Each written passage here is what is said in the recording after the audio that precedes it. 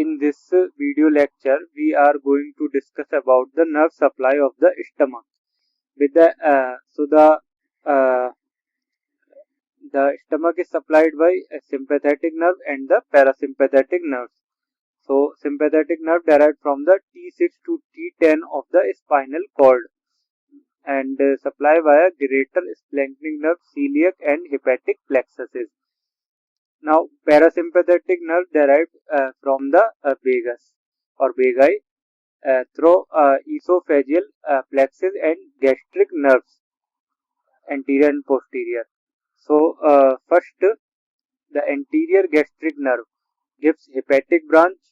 Number of gastric branches for the anterior surface of fundus and body of stomach. 2 pyloric branches and anterior nerve of Latarjet. Then posterior gastric nerve gives gastric branches, supplies posterior surface of fundus, body and pyloric antrum.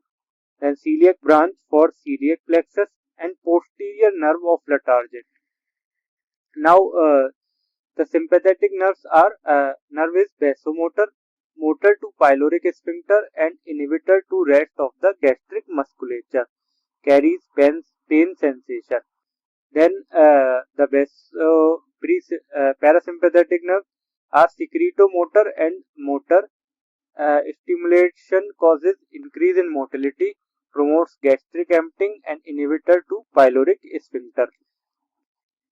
We will discuss with the help of this diagram. So this is for the anterior gastric nerve and this for the posterior gastric nerve.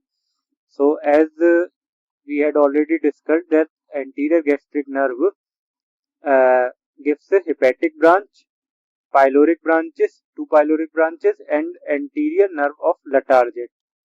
Then posterior gastric nerve gives a celiac branch.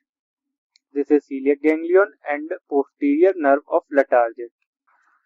So thank you.